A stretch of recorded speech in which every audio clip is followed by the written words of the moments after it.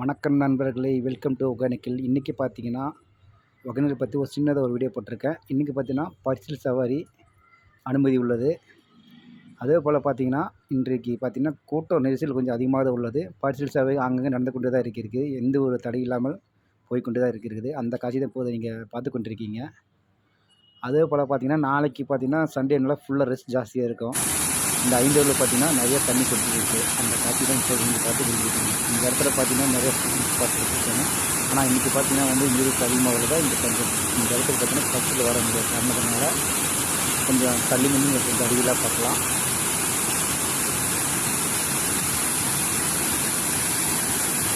அது வந்து ஒரு அற்புதமான ஒரு காட்சி தான் இப்போ நீங்கள் பார்த்து கொண்டிருக்கீங்க. இந்த இடம் பார்த்தீங்கன்னா ஸ்விம் ஃபால்ஸில் பார்த்தீங்கன்னா எல்லாமே விசிட் பண்ணலாம்.